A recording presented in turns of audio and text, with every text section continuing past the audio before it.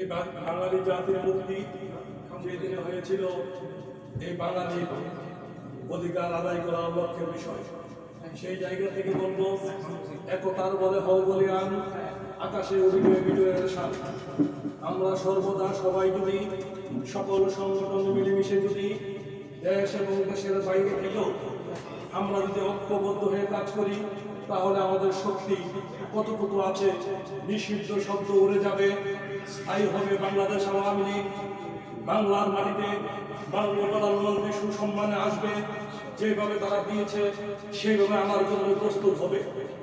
সংগ্রামী ভাইয়েরা, আপনারা জানেন আজকের এই অনুষ্ঠানটি বাংলাদেশ প্রবাসী আওয়ামী লীগ সংগঠনের পক্ষ থেকে। এই সংগঠনটি আত্মপ্রকাশের মাধ্যমে আমরা অনেকগুলো অনুষ্ঠান করেছি। আজকের এই অনুষ্ঠানটি করার লক্ষ্যে হাজী বুরহানুদ্দিন ভাই, ফ্রেন্ডস অফ বাংলাদেশ, জেদ্দা যুগ্ম সাধারণ সম্পাদক, ওনার পরামর্শের মাধ্যমে, ওনার সাহসিকতার মাধ্যমে আজকে আপনাদের সবাইকে আমরা আমন্ত্রণ করতে পেরেছি। সেই জায়গা থেকে একটি কথা বলবো, আমরা যদি এই ঐক্য ধরে রাখতে পারি, তাহলে আমরা অবশ্যই আগামী দিনের পথকে সুন্দর ও গৌরবময় অবস্থায় দিতে পারবো। আজকে আমি আন্তরিকভাবে খুশি হয়েছি। আমাদের প্রধান অতিথি, ওনাকে একবার ফোন দিয়ে যখন বললাম, ভাই আমি তো এইভাবে একটা অনুষ্ঠান করতে চাই, তিনি আর দ্বিতীয়বার না করেননি। কেননা হাজার ব্যস্ততা থাকেন, এটা আমরা জানি।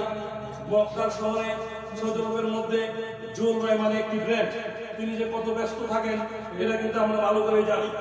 তো সেই জায়গার মধ্যে থেকে যারা বিশেষ অতিথি আসছেন, আমি আন্তরিকভাবে খুশি হয়েছি এবং এই সংগঠনটিকে সুন্দরভাবে পরিচালনা করার জন্য এবং পরিশ্রম করে যারা সর্বদিক দিয়ে আপনারা যারা সহযোগিতা করেছেন, আমি প্রত্যেকের প্রতি কৃতজ্ঞ থাকবো এবং কৃতজ্ঞতা প্রকাশ করছি। আপনারা জানেন বাংলাদেশ প্রবাসী আওয়ামী লীগ শুধু মক্কা নয়, বিশ্বের প্রায় 21টা রাষ্ট্রে এই বাংলাদেশ প্রবাসী আওয়ামী লীগের প্রবাসীরা কাজ করে যাচ্ছে। আমি প্রবাসী, আমি আওয়ামী লীগ, আর আমি বাঙালি, যেই নামের মাধ্যমে বাংলাদেশ প্রবাসী আওয়ামী লীগ আত্মপ্রকাশ হয়েছে।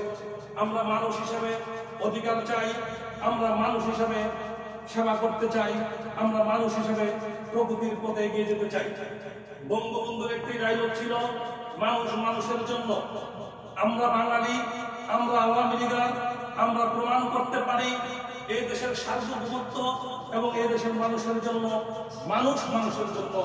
এটাই ছিল বঙ্গবন্ধুর স্লোগান। কেননা ৭ই মার্চের ভাষণে বঙ্গবন্ধু যখন বলেছিল, আমি প্রধানমন্ত্রিত্ব চাই না, আমি এই দেশের মানুষের অধিকার চাই, তাহলে সেই রেফারেন্সের জায়গা থেকে বলতে